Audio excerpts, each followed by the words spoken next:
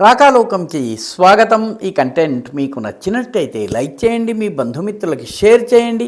ఇప్పటి వరకు సబ్స్క్రైబ్ చేసుకోకపోతే సబ్స్క్రైబ్ బటన్ని నొక్కండి, అదేవిధంగా బెల్ ఐకాన్ కూడా తప్పనిసరిగా నొక్కండి.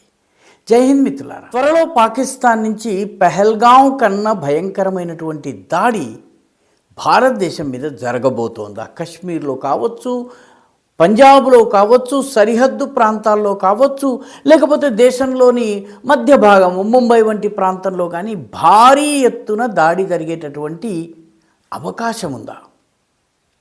ఈ అనుమానాలకి కారణం ఏంటంటే పాకిస్తాన్ సైన్యంలో అంతర్గతంగా జరుగుతున్నటువంటి పరిణామాలు.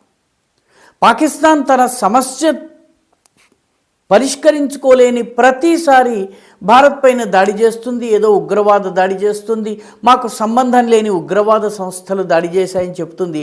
మొత్తం మీద అసలు విషయం నుంచి దృష్టి మళ్లించే ప్రయత్నం చేస్తుంది.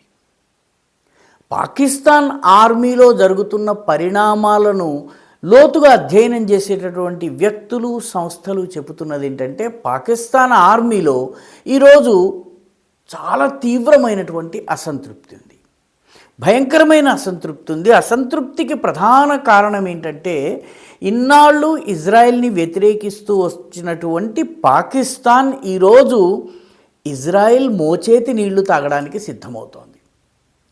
ఇజ్రాయెల్ పక్షాన అమెరికా చెప్పిన మేరకు హమాస్ని అణిచివేసేందుకు ప్రయత్నం చేస్తోంది. లష్కరే తోయబాతో అదే సమయంలో హమాస్ నాయకుల్ని పిలిపించి మాట్లాడి వాళ్ళతో మిగతా కార్యక్రమాలన్నీ చేయిస్తున్నారు.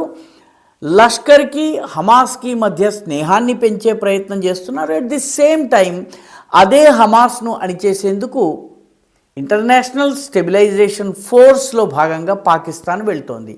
ఇది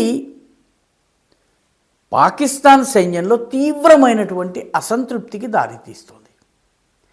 చాలా అసంతృప్తి పాకిస్తానీ సైన్యంలో ఉంది. ఎందుకంటే పాకిస్తాన్ సైన్యంలో ప్రతి నెల సైనికుల మనోభావాలు ఎలా ఉన్నాయి, సైనికులు ఏం ఆలోచిస్తున్నారు, ఏది నచ్చింది ఏది నచ్చలేదు తెలుసుకునేందుకు ఒక పల్స్ రిపోర్ట్ అనేటటువంటి రిపోర్ట్ని తయారు చేస్తారు. ఈ పల్స్ రిపోర్టులో సైనికుల మనోభావాలు, మనోగతాలు, వాళ్ళు డ్యూటీ కండిషన్స్ దగ్గర నుంచి సైనిక చర్యల దాకా, లేకపోతే శిక్షణ దాకా, అధికారుల వ్యవహారం దాకా అన్ని విషయాల్లో వాళ్ళ అభిప్రాయాన్ని కనుక్కుంటూ ఉంటారు. ఇది బ్రిగేడ్ స్థాయికి వెళ్తుంది.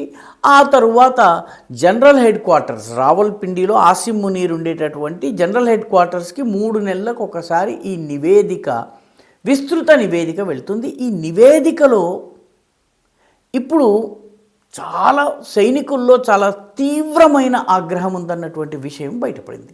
సైనికుల్లో ఆగ్రహం ఎందుకుంది? ఇన్నాళ్ళు ఏ గజాని మనము సమర్థించామో, ఈ హమాస్ని సమర్థించామో దాన్ని అణిచేందుకు ఇజ్రాయిల్ మోచేతి నీళ్లు తాగుతూ మనం వెళ్ళడం ఏమిటి అన్నటువంటి ప్రశ్న. ఇన్నాళ్ళు మీరు చెప్పింది ఏంటి, ఇప్పుడు మేము చేయాల్సి వస్తుంది ఏంటి అన్నటువంటి విషయంలో సైన్యంలో చాలా ఆగ్రహం ఉంది.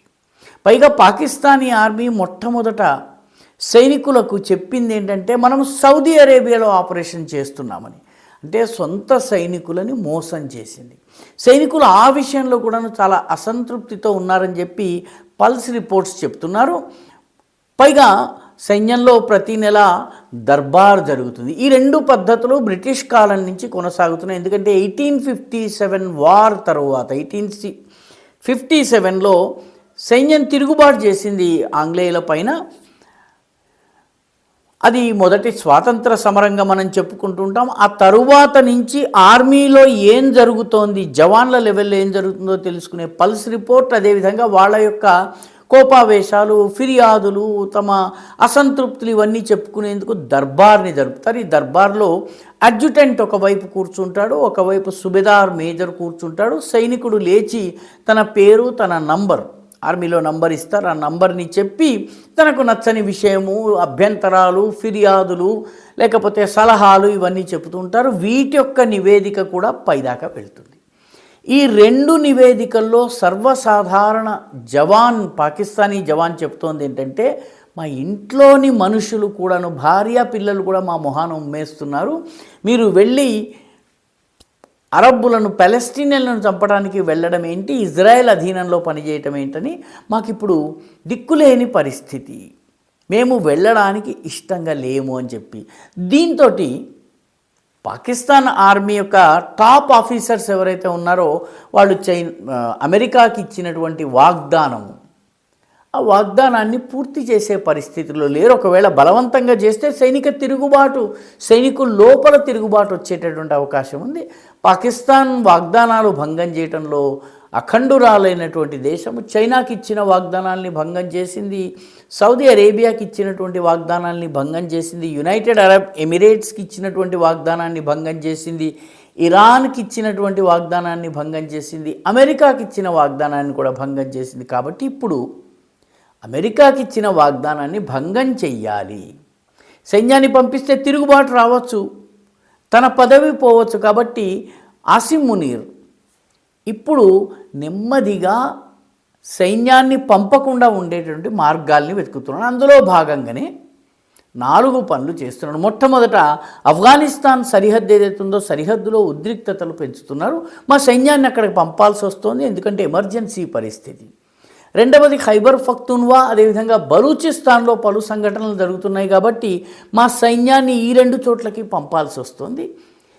దాని తర్వాత భారతదేశాన్ని రెచ్చగొట్టేందుకు భారీ దాడులకి పహల్గాం తరహా యాక్షన్, పుల్వామా తరహా యాక్షన్కి పాల్పడినట్లయితే భారత్ కూడా రిటాలియేట్ చేస్తుంది, ఎందుకంటే ఆపరేషన్ సింధూర్లో మనం చేసి చూపించాం.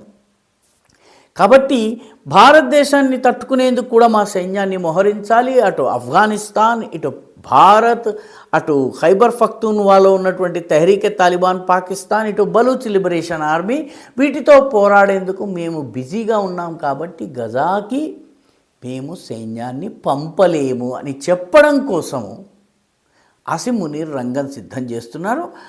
అందులో భాగంగానే భారత్ పైన ఆఫ్ఘనిస్తాన్లోనూ భారీ ఎత్తున దాడులు జరిగేటటువంటి సూచనలు ఉన్నాయని చెప్పి పాక్ ఆర్మీ యొక్క మతిగతి అధ్యయనం చేస్తున్నటువంటి వాళ్ళు చెప్తున్నారు. మరో పహల్గాం తరహా దాడి జరిగినా కూడాను ఆశ్చర్యపోనక్కర్లేదు, ఎందుకంటే ఆర్మీలో నిజానికి పాకిస్తాన్లో బాస్ ఆర్మీ, దేశాన్ని నడిపించేది ఆర్మీయే. ఎందుకంటే ఆర్మీ యాక్ట్ 119 క్లాజ్ 103 ప్రకారము ఆర్మీ బాస్ ప్రధానమంత్రి కన్నా, దేశ అధ్యక్షుడి కన్నా కూడా ముఖ్యమైనటువంటి వ్యక్తి.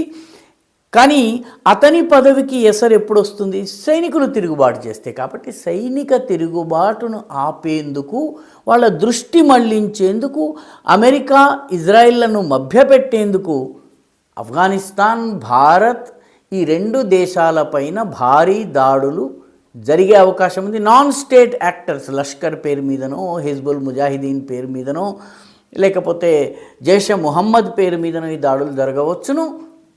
కానీ ఆత్మరక్షణ కోసం మేము ఇక్కడ ఉండాల్సి ఉంటుందని చెప్పి సైన్యంలో ఉన్న అసంతృప్తిని తొలగించుకునే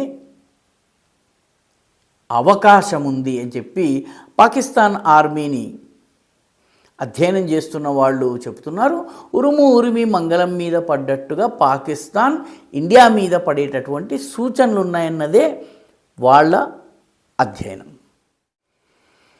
ఈ వీడియో మీకు నచ్చినట్టయితే లైక్ చేయండి, షేర్ చేయండి, ఈ ఛానల్కు సబ్స్క్రైబ్ చేయండి. మీ అభిప్రాయాన్ని కమెంట్ల రూపంలో తప్పనిసరిగా పంపించండి.